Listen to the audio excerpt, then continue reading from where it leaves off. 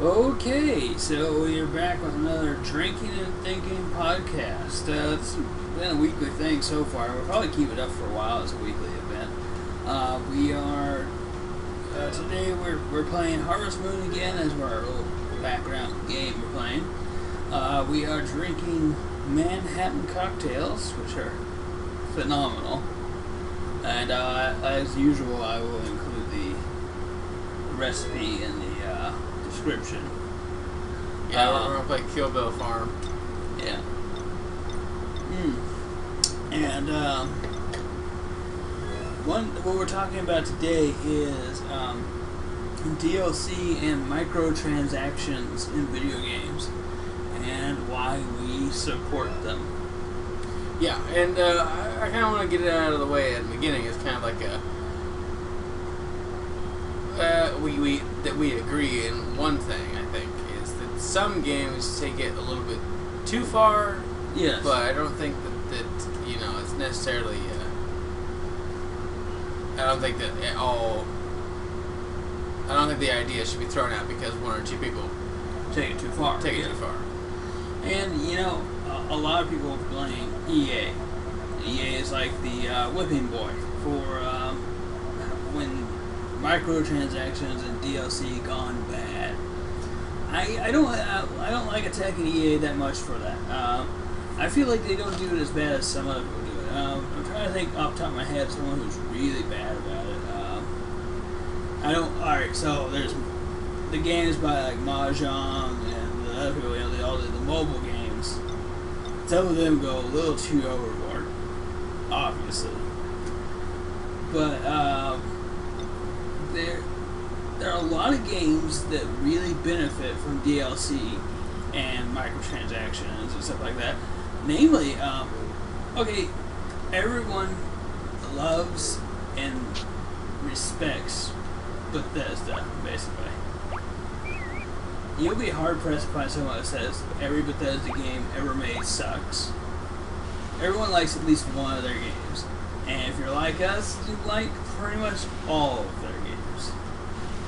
But with DLC, patching, and being able to purchase things, their games get so much more longevity and are so much better because of it. Oh yeah, and the old days of BioWare. They made like Baldur's Gate, and though they didn't have DLC, they did have expansion packs. A lot of people have noted, or at least said, that expansion packs are different than DLC because of how much more content they generally had. And I think that it is a bit unfair to just kind of say that's really what kind of a straw man argument more than anything.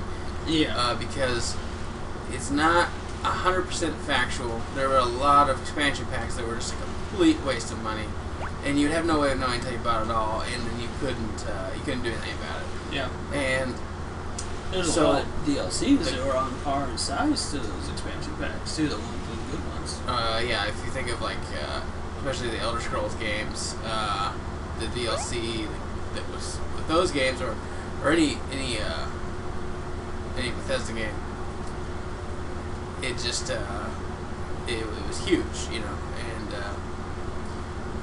so DLC is kind of like expansion packs, but they're bite-sized chunks. Yeah. Now I think that if we were to kind of like just to kind of get it out of the way, like the people that go too far, I think, would be games that that didn't have a full ending until you bought something. Was Final Fantasy 13-2, I think? Was it 13-2, I believe? That didn't have the full ending unless you bought the DLC, and I thought that was a bit much. Did they eventually change it so that was free or not? I don't remember. I'm not 100% sure, but I do believe at first you had to buy an expansion that gave you the full ending.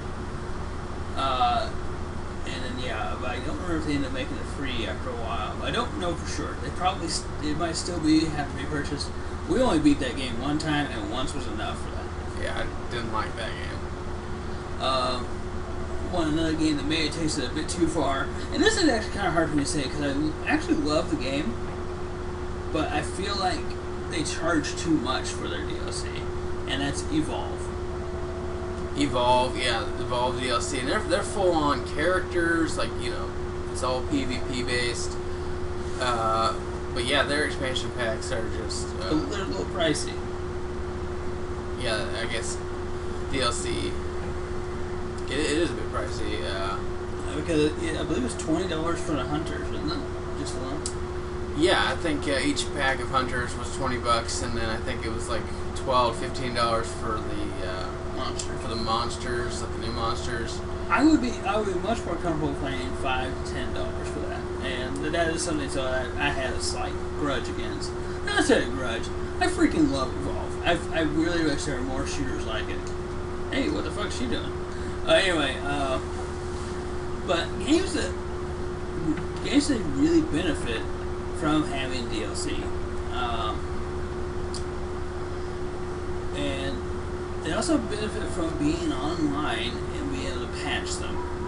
But that's maybe a slightly separate argument, but I don't really think it is. One game, alright, so Mass Effect, like I said, was always a big game that had DLCs and because every EA game has DLCs. Everyone's always mad about EA having DLCs. Mass Effect is an amazing game by itself. The DLCs are so completely optional that you don't even get them. If you get them, though, it adds more. It allows you to experience that game that you love more. And you can't tell me you didn't love Mass Effect. Everybody freaking loved Mass Effect 1, 2, 3. Everybody loved them all until the end, of course. You know, Mass Effect 3's ending. I didn't mind it as much as everyone else did. I didn't like it, but I didn't mind it as much because I feel like the whole of Mass Effect 3 was the ending to the series. Then they gave away a free upgraded ending or whatever, and that was so good that I freaking loved it. But I feel like Mass Effect is one of the reasons why EA gets an unfair rep with DLCs. Well, that's another thing is that Mass Effect 3 had DLC. It actually fixed, it fixed a lot of the problems people had with the ending. You know, it actually. Yeah. I think my problem with Mass Effect's ending was that it was almost non-existent as far as Mass Effect 3. So there was some DLC that was free, and a lot of games actually have free DLC. Yep. It's just part of the game. Yep. And so there's another positive for DLC, but I think a lot of it boils down to this, and that is that games are so much bigger now that you really couldn't possibly pay the amount of money you actually need to pay in order to pay the game off. Right? Yeah. You couldn't just walk into the store, and some people do. Some people buy the digital, all-star pass of Call of Duty, and it's $200, and that's it. You don't get anything with it, just the game and anything they're going to come out with. Some people can pull that off, and some people can afford that. But the $60 isn't really cutting it anymore, especially for a lot of the bigger games. So they got to find ways to get a little bit extra from everybody. Over the course of the lifetime of the game, you spend an extra $10 to $15, but you get to play the game for another 6 or 7 months. It's not that expensive. That's the price of 3 cheeseburgers at McDonald's. So, yeah. I mean, and also, I guess if you want to point this out, we're able to play these games for longer stretches of time than we could with that before DLCs and before patches and before microtransactions. Think back to Chrono Trigger. Wouldn't you pay an extra $10 to be able to have all new missions added to Chrono Trigger that expand its gameplay? Yeah, I'm going to say it was $10, and let's say they add a new character that you can play as. Or $10 and it gets you, a pack of different items and weapons you can use throughout the game. Yeah, or $20, $30 like a Bethesda DLC, and it's oh yeah, I would pay that for half a game more. Right. Which is what a lot of Bethesda's DLCs are. And then you could put it into even the furthest extreme, pay a couple $, and just change the costume of one of the characters in the game. I mean, that'd be neat. I mean, that would be cool. Would you play as Frog in permanent Glen mode? You know, for like an hour or two. Something like that. Yeah. Yeah, I mean that would be neat. Or is this how you spell that thing's name? Ponyta? The Pokemon? I don't know. Maybe. Why do you call it Epona? Yeah, I guess I can. We have more connection to Epona than we do Ponyta. That's right, yeah? Yeah, that's right. Epona. There. We need to play Legend of Zelda. Oh yeah, Legend of Zelda would be great game to play. Podcast, yeah. Or this game, you know, Harvest Moon, if you could pay $5 and then have a new set of crops that you could grow every year. Yeah. You know, any number of things, small or large DLC can be custom tailored to your experience. You don't have to buy every bit of DLC. Yeah. It's all just available for you in different ways. It's like busting up an expansion pack, and you get what you want out of it, and you tend to pay a little bit less. Like, yeah. I remember games for the PC, I used to get every single expansion pack because I didn't know which was good and which one was bad, and I would spend every bit of money I had. Like now, I find Civilization expansion packs were usually about $50. Yeah, it was almost the cost of the entire game, and you didn't get the full game, right? For Civilization, or generally if it was a BioWare game or a Black Isle game, the expansion was worth it, but you didn't know, and you couldn't really custom tailor your expansions. Yeah. So, I actually find myself spending less now than I did back then. Yeah, because if I don't like the base game, or not like the base game, I don't ever get the DLCs, but if I do like the base game, I might still not get all the DLC. I might just get one or two. Like only recently did we buy the Mass Effect DLCs, the original Mass Effect DLCs. Original Mass Effect, yeah. I think we have not gotten Mass Effect 2. No, we planned on 100%ing all of them, but we haven't done that yet. I don't know if we've gotten Mass Effect 3's DLC. We got some, but I don't know if we got all. We definitely haven't got all. Actually, we haven't got any of them. I don't think we even got Leviathan. That came out first. That was a long time ago. And, so, I mean, it's not like the game is unplayable without it. Yeah, it's not at all. And so it's completely just, man, there's so much to do in this game. I know. Now, there's something there. Okay, a lot of people have made the argument that the game is not complete, or that the games aren't as satisfying as they used to be. What in the hell is going on here? This guy's got to go.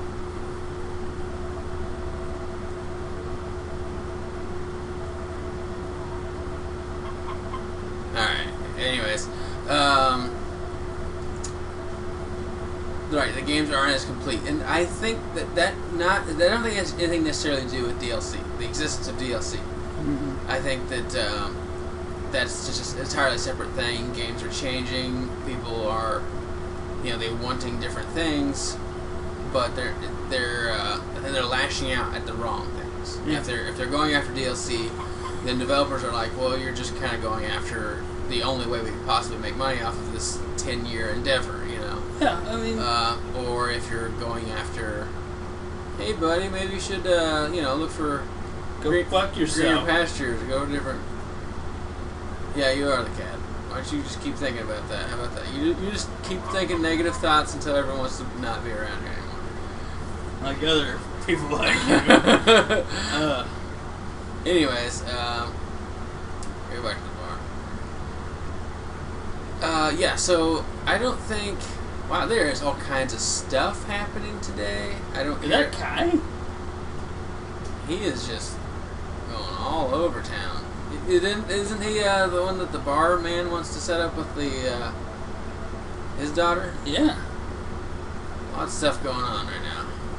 This guy can get fucked. I don't like him at all either. No, I And that's the thing about this game. It really makes you not like the other guys in the game. Yeah. What were we talking about just now? Yeah, the game is not made as complete, and I believe it has something to do with we're not the only generation still playing video games. I mean, we grew up at the tail end of Nintendo. I guess technically Nintendo was still the dominant force when we were born, and Genesis came out a couple years after I was born. We got it immediately as a family, but we still had Nintendo. We got a Super Nintendo, but after we were born, people in our generation don't realize that other people were born, and we don't realize that even just maybe 5-6 years after we were born, things changed considerably, and so people's tastes are radically different. People's tastes are very different now than what they were. I mean, 5 years after we were born were very different than they were when we were born. And so, the taste of video games that they require is very different from what we need. And so when we were in 93, 94, the games were different than what were happening in 99 and 2000. And today it's even different, even more different. Video game makers need to get a hold of their target audience. And because of that, they don't make games, the same games that we grew up with, because we're not necessarily the target audience anymore. Yeah, and that's something interesting to think about. It's like, that kind of segues into another argument. If you see a game that you enjoy, that here's a flower. I have nothing else to offer. Anyways, if you see a game that you enjoy, and let's say it's an independent game, I highly recommend that you buy that game. Because if you're willing to spend money on a game you don't enjoy,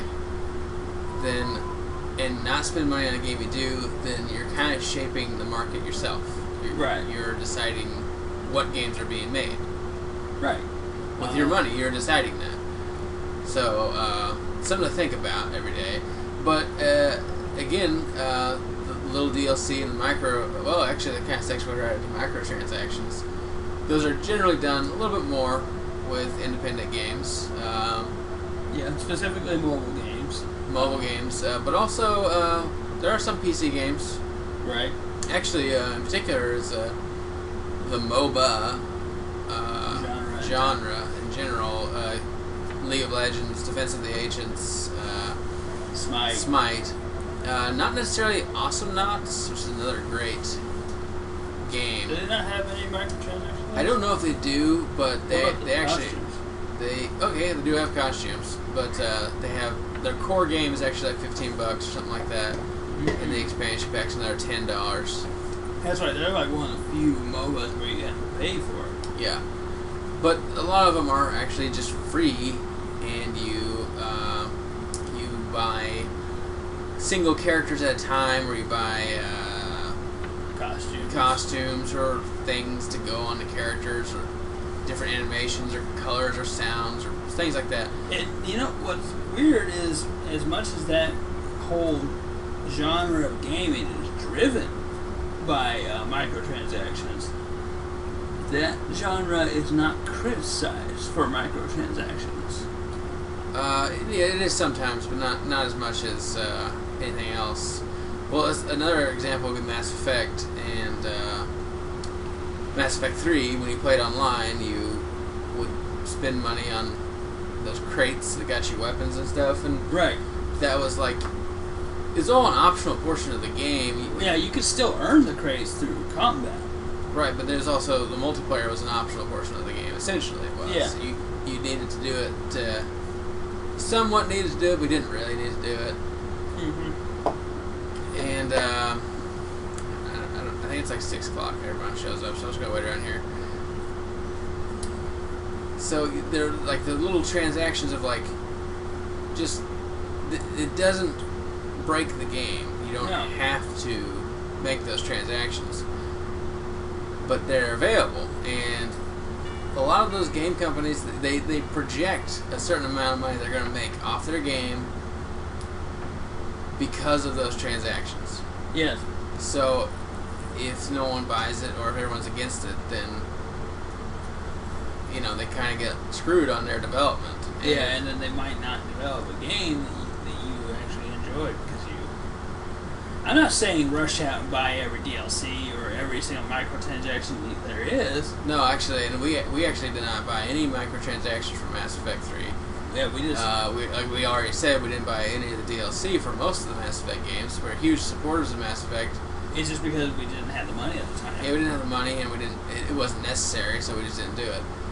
But if we had the money, we probably would have bought them because of how much we enjoyed the game. Right, and their existence did not detract from the game. Their lack of us buying them, we didn't feel like we were ripped off from the game. Yeah, it's still like 60 hours of gameplay if you do everything. Right, and then you can play it multiple times in different ways. So BioWare is one of those companies. So was Bethesda, where probably most people would agree that their DLC isn't that big of a deal. I think mostly Bethesda. BioWare is still like the pariah. Oh, really? Yeah, they're not well liked anymore, and they're actually everyone says they're greedy because of their DLC, specifically for Mass Effect. Not so much for Dragon Age. Strangely enough, Dragon Age gets a pass. It could be because of EA's involvement. Yeah, EA is looked at, and that's a whole nother topic at EA. Right, we can talk about EA all night long. Yeah, especially going all the way back to the Sega Genesis craziness. As much as I know about the history about that, that is quite an interesting story. I do not believe that.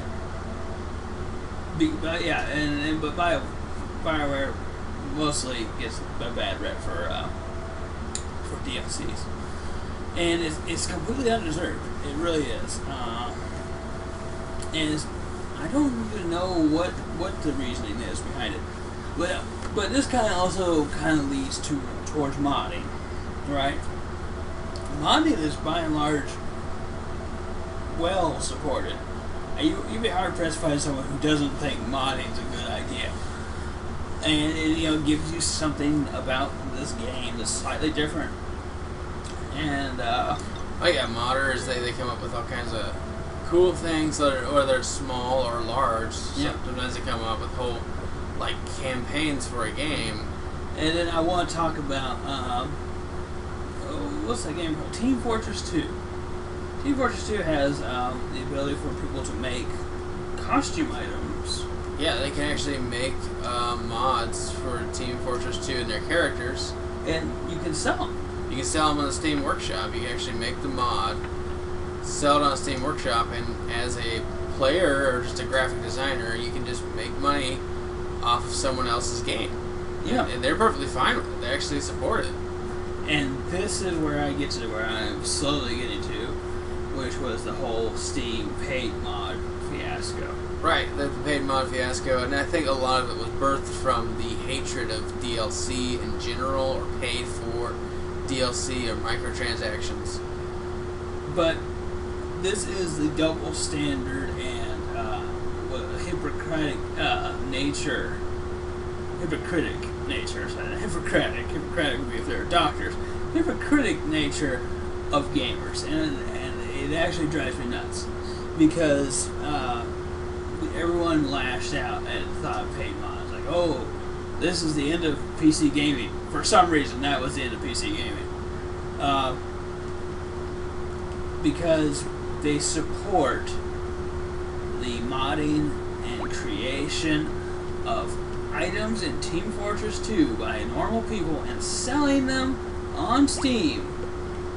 And yet, when Bethesda says, let's let our people who make mods for Bethesda games sell their mods on Steam too and make money off of it. this is insanity. Yeah, people were really against that for some reason. Like, And it's not just like slightly against it. It was a righteous fury, like fire and brimstone. Yeah, it was like, that was just going to destroy everything. What I don't understand is, why not just let people make money off of what they made? I mean, what I don't understand is why not just let people make money off what they made? The developers were perfectly fine with it, so Yep. there was no one really getting hurt by it. There were some people that were like, claiming to have taken advantage of it because they made some weird mod where you put an apple in the game and it was like $1,000 or something like that, and then you only had like 48 hours to return the mod, or like 2 weeks or something like that. Of course, my thought was, why would you pay for something and then not look at it for 2 weeks? You know, why not just take it back if you didn't like it? The fact that they let you return the mod, I think, was pretty cool to begin with. But I highly doubt very many people just threw money at the screen, didn't look at what they were buying. I guarantee you nobody did. Nobody did. All it was somebody did that, and then reported it. And I'm pretty sure it was removed pretty quickly. So it was like, I'm pretty sure they had systems in place to actually remove things like that. So it just didn't make a whole lot of sense. Why complain about it? You know, did not hurt anybody. Nobody was upset about it. The only people who were upset about it were upset at the idea of it, and more than anything. So it seemed a bit. I want to say childish, but that seems maybe a bit insulting. But that's kind of what it was. It was. And you know what it did? All it did was make it so people who are making really good mods they don't get paid. They don't get recognized for it. But you know what it also does? And I made this prediction. This is a controversial statement, but I'm gonna make this prediction again. They started the end of Steam. Actually, I think they did. It was because so back when this happened and when it went down and everyone cried and complained until it was gone, I said Bethesda is going to let people make mods on their consoles. I said Bethesda is going to make their own mod database, and then they're going to let people eventually sell on that database. And I also said after that they'll say that Steam can't have their stuff on there anymore. Now, since then, Bethesda announced that mods were going to be on the Xbox One and later the PlayStation 4 for Fallout 4. Then they announced that they're going to make their own mod station, where all their stuff is going to be. It's all going to be on Bethesda.net. Then they said they're not considering paid mods yet, which means they are considering it. They're just not doing it yet. They proved me right within a day. It was during E3. All this came out. And I still stand by the fact that they will eventually have paid mods. And then they will say Steam can't have their stuff anymore. Yeah, I mean, it's a bit like, I'm pretty sure you can't get Origin things on Steam, I think. Right, yeah. And Origin has... EA, none of the new EA games. Oh, I forgot it existed. Yeah. None of the new EA games were on Steam. They're all on Origin. Now, granted, Origin's not as big as Steam, but still. I imagine EA will eventually have paid mods on their thing. And guess what? The very biggest mod thing originally was Doom. Everyone made mods for Doom. And the creator of Doom, John Romero, said that originally he wanted there to be paid mods. So he wanted people to make money off his game, and I think that's pretty... That's pretty noble of him. Yeah, and that's the reality. That's the reality about game developers. Like, they want all this money all this evil money for their DLC and their expansion packs, their microtransactions. But that's just paying them for their job. That's just paying them for what they did. Yeah. So we all have a job. Most of us don't like our job. So, and we're damn sure want our money for it. But they are also so many of them are trying to get it so that everyone else can make money off their stuff as well. Yeah, Bethesda tried it with Steam first. They'll do it again later with Bethesda.net. So, I don't understand. No, I do understand not having money. I don't understand not wanting to pay for these games. Right. Right. I think it comes. I don't know where it comes from, but it's a bit crazy. I think to be against these things. I feel like maybe this episode's maybe slightly more. I'm not even gonna say preachy, but it's slightly more. We're slightly more extreme in this one because of how much we feel about this topic. Well, because it's a huge shift. Yeah. We've seen this from the outside looking in. You know, we've seen it shift from the beginning. We saw games with expansion packs, and we saw what we got for them. We saw how much people paid for them. We saw how much we paid for them, because we're penny pinchers. You know, we see every chance we can to save a nickel, we'll take it. And so we knew what value we were getting from the expansion packs from the beginning, and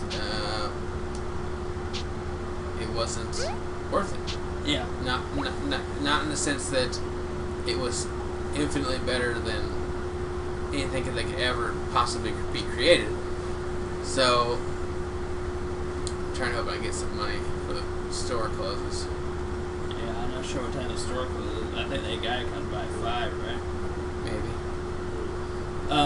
But yeah, back when we were younger, we would talk about, wouldn't it be great if we could get just more on this game that we're playing?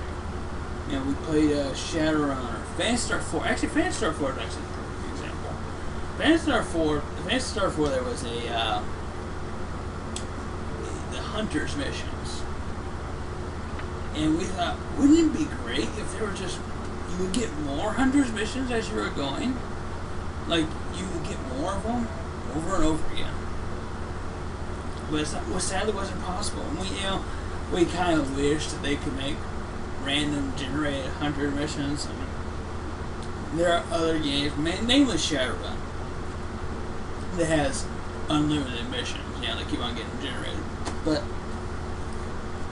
we knew that there were some limitations with what they could do on in that cartridge. We knew that they couldn't do everything we wanted them to do. But we thought, wouldn't it be great if one day you could play a game, it could continue further and further? And that's what like online gaming, and that's what microtransactions and DLC offers. If you look beyond what some games do, which is some games do cheapen the experience, but you gotta think back the old games, right? The old ones, the ones that sucked on the PlayStation, sucked on the 64, right. Sucked on the Super Nintendo, regular Nintendo. There's always been sucky games, and it's perfectly fine to complain about terrible games. Go for it, because guess what? It's never going to change. Nothing's ever going to change. And that's weird, isn't it? We acknowledge now there are terrible games on the PlayStation 1, or PlayStation 3, PlayStation 4, Xbox One, and Xbox 360. But we don't even know there is a man who makes money off of showing the terrible games of the old days. I'm talking about AVGN. His YouTube channel is huge. Everybody watches it. And we acknowledge that all of those old games he plays are terrible. We still don't acknowledge that there were terrible games in those old systems. Yeah. The fact... that's the thing. It's like those games were terrible, and there are terrible games now. Now, I get... Now, like I said in the last episode about how, like, just kind of, like, don't shit on everybody else's parade, basically. But if it's something you do like, and you feel like it's being screwed over, that's a different story, right? It's like saying, it's like I think I brought up in the last one how I feel about the Final Fantasy franchise kind of series. You know, they're getting some things right, but they're really dropping the ball on a lot of things. What was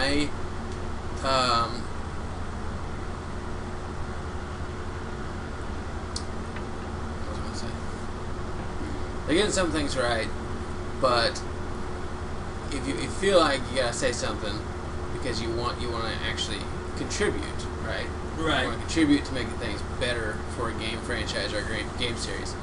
That's something. But if all you're gonna say is how much you hate everything, and then you're just kind of wasting your time. So you're wasting your time, but you're also wasting everybody else's time, which is even worse. And so when it comes to DLC, is a lot of people just kind of look at the worst of it.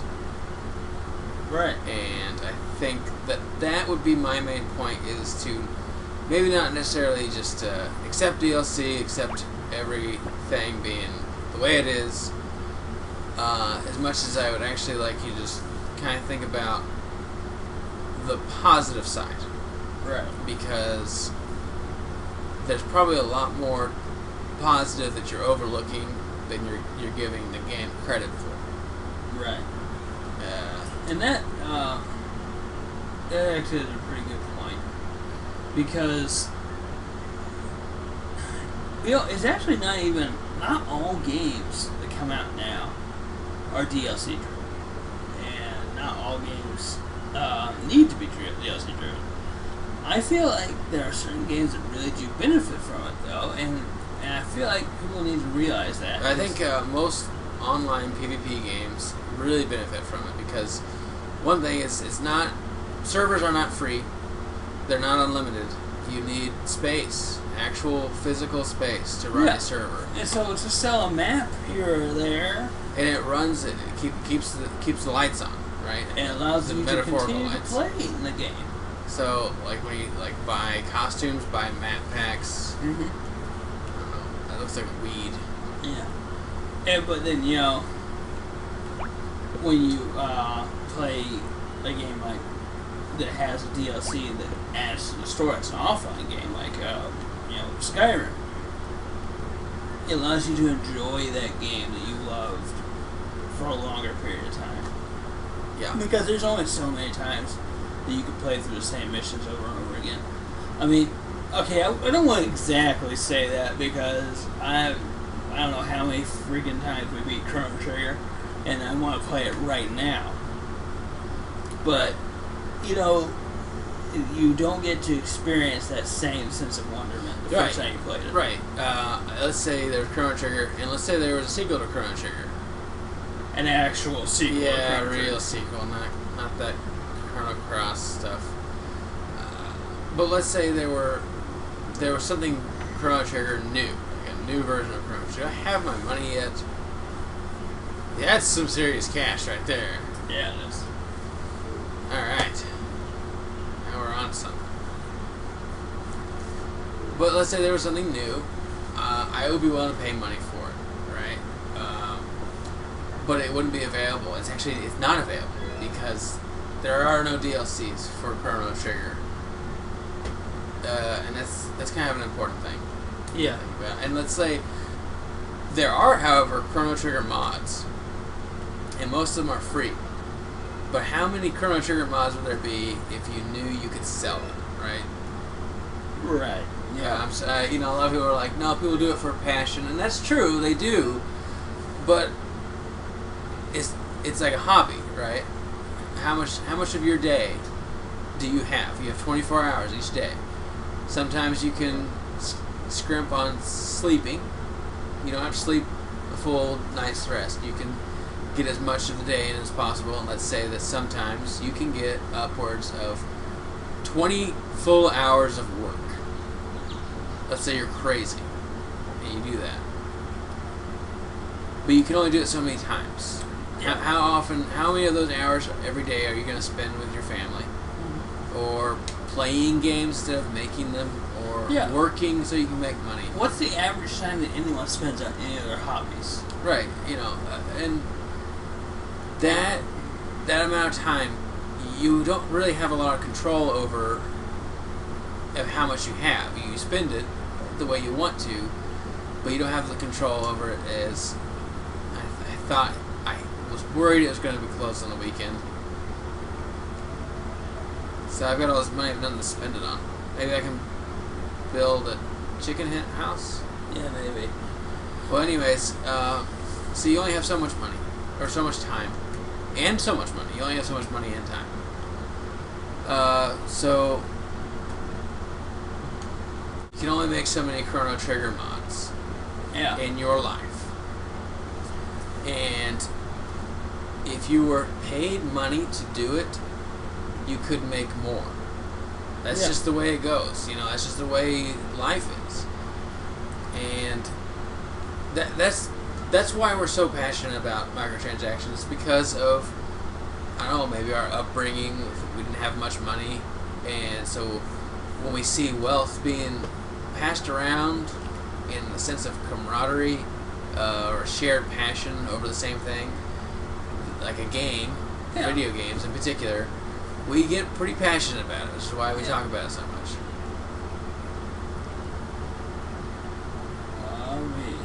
It's a spring goes. Esther? Oh. No. No. You son of a bitch. You know, that actually stings a bit.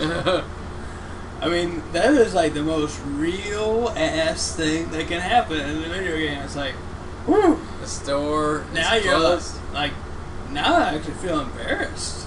I know. I don't know. Games are supposed to be just plain fun, but you know what? That's the beauty of this game.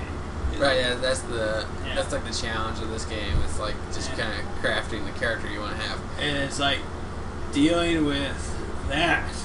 Yeah. Woo! Well, That's why we drink when we play this game. I know. Oh my god. Alright, I well, can't moving find on to something more happier, debating whether or not people should buy microtransactions. Jesus. Okay, so yeah, when we, and that is a good point though. I feel like a lot of the people who say that they shouldn't get money from DLCs and microtransactions. I'm not even going to be this general. I don't want to say a lot of people, but some people who say this maybe didn't have all that hard of a childhood. I mean, you know, I don't know. I don't know if that's 100% the case. I think that people might look at it a bit differently because they might have had a difficult time. That they don't want to spend the money. They don't want to spend the money. They want to save it for something a little bit more important than a video game. Maybe that's true. Okay, Because I'll give you that. They don't consider the video game as important. But right, so that's kind of the reason why I don't listen to them. Right, because they're not putting the game on the same level that I would. Yeah, right. And that would probably go towards another topic that we're going to have later about video games as art, or something like that. But that's a different topic about how deep video games mean to people. Right. So I don't. Okay. Here's a perfectly good example. I don't care for music all that much. I don't either. And so I don't understand why anyone would go to a concert. I don't understand why anyone would spend money on it. I don't understand why anyone would want to spend time there. I don't get why people spend money on CDs. I don't buy CDs. I listen to them on YouTube. Or I have Amazon Prime, which gives me Prime Music. I'm not sure where to go for it. I don't know where an event is. I don't particularly want to take anyone else to the Goddess Festival. It's really kind of one of those challenge accepted kind of things. It's like, we accept for this year that we're not going to get this girl. Oh, yeah. Yeah, we've accepted that. You can do her a flower? I gave her some ragweed. Give her this. Wait, she's not there anymore. Well, goddamn. Anyway, yeah.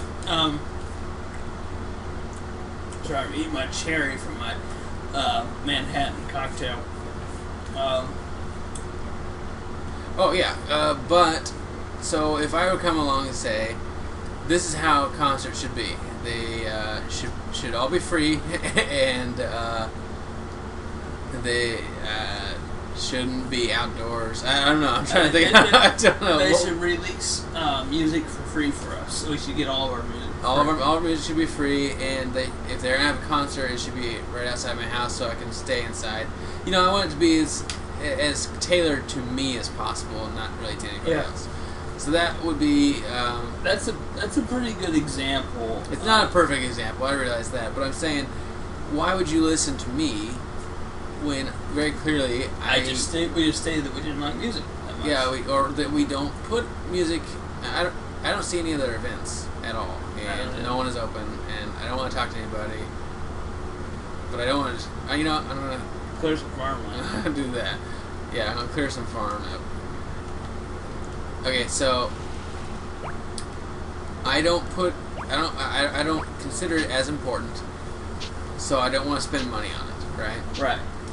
So, but why would you listen to me about those type of matters? Like, why? Yeah. Because obviously I don't think that it's as important. Yeah. And I think, and you know, a lot of times when you talk to people, like I talk to a lot of people online about this stuff, it's so annoying, but I still do it. I don't know why I do. Well, thing is, I understand a lot of their arguments. They want to see something more for their money, or they don't think that games are worth spending their money on. Yeah, right. And that's the thing. Like I said, I talk to a lot of people online, and I know they don't feel the same about video games that I do. Like in terms of, like, that is my chosen medium of art that I prefer over music, movies, plays, and books. Well, no, okay. I am a tremendous, like, I hate the word bibliophile, but I love books more than anything. Well, maybe I am more than games, but I freaking love books. I got a lot of books. I read all the time. And so, books and video games are my two chosen art forms that I like a lot. Books because I don't... Actually, I think they actually very well connected. You put yourself in those two things. When it's fiction, you know, with books. When it comes to the character on screen and when you're reading the book, you put yourself in that situation. When you're watching a movie or play or something like that, or listening to music, it's all about that person that you know exists. But when it comes to a fictional character in a movie or video game, not movie, a video game or a book, you can really put yourself in it. When it comes to a movie, though, you put the actor in it, you know? It's like, yeah, Robert Downey Jr. is Iron Man. I accept that. I'm not Iron Man. But if I'm playing a game like this Harvest Moon, it's like, yeah, I could do that. I could farm. Yeah. Or if I'm reading, right now I'm reading the Warhammer 40K book. I feel like, yeah, I could be a Space Marine. Yeah, it's there's a lot to that. That's why we enjoy games, right? Yeah. And though, again, I've said this a dozen times, but it bears repeating because of how hot button or how controversial this debate is. So I'll say it again. Not all DLC or microtransactions are worth it, and some of them are put in there in such a way that they are just sapping money from you. Right. I think that mostly, I'm going to say, it mostly falls in the category of like MMOs, Right.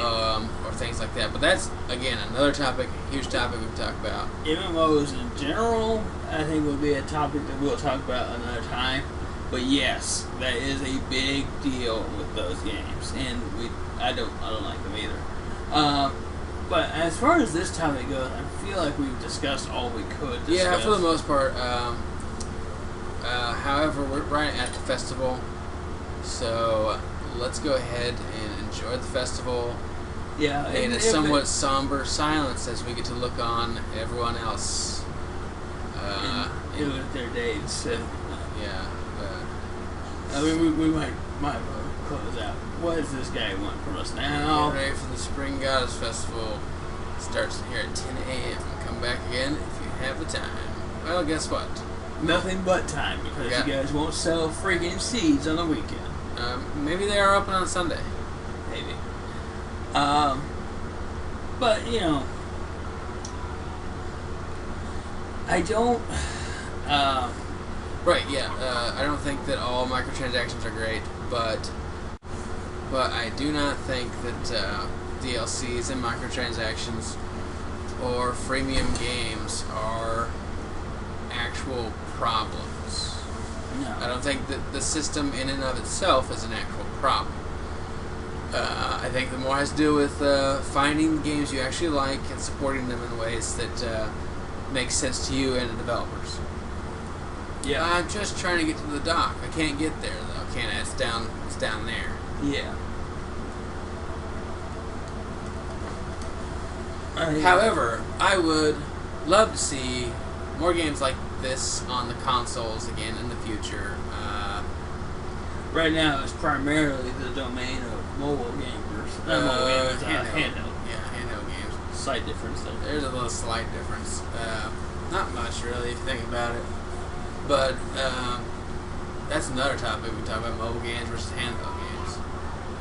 Yeah, no kidding. And but I would like to see more games like this. However, I don't think that it's DLC that's preventing games like this from existing. It is not, no. So, I don't know. I guess that's another part of my argument, is that there's really no evidence that says DLC is the reason why we don't have good games. And it's also not really malicious in and of itself. So it's really just depending on what the developers do with what they have. So, you know, you gotta choose your companies wisely, you know, I guess. I like Capcom, I like Square, I like BioWare and Bethesda. I like EA in general. Do like EA. That is a little bit of a spoiler for our EA video if we ever make one in the future. Yeah. But I think we've said enough, at least enough to at least stir up some controversy. Yeah, I think it's a good time to end the video. Now, I'd like to point out we have been drinking, so if we ran a little bit long, but if we've said anything that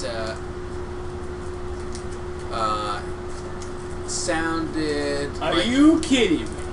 Oh wait, no, she's not for Spring Goddess. They're all dressed up. Okay. That guy got to take Spring Goddess.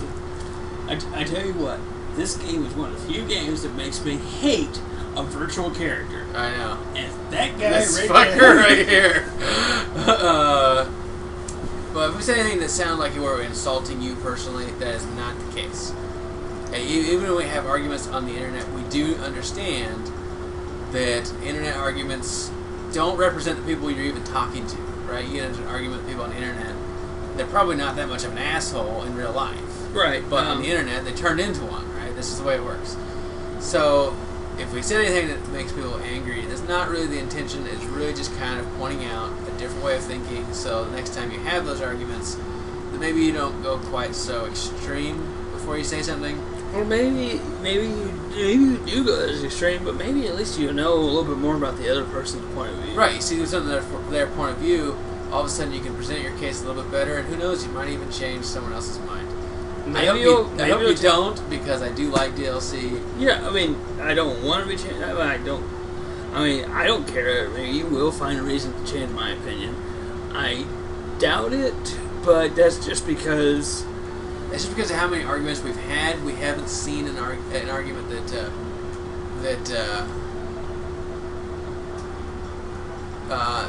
would do that. That would change our mind. That guy is the most passive-aggressive son of a bitch ever. I know. It's like, whoa, everyone else said okay, but alright, let me know when you're ready. I guess I've talked to her. It's like everybody else we deal with on a daily basis in our hometown. Well, however, if you have any comments, please share them. If you have any thoughts, please share them. If you have any ideas for future episodes, please share them. Yep. Until next time, we'll enjoy the spring festival, whatever happens here next. It'll surely piss us off because I guarantee you that guy's gonna piss us off. Oh yeah. And we'll see you in the next episode of Drinking and Thinking. I'll just take care of this. Might as well turn it up.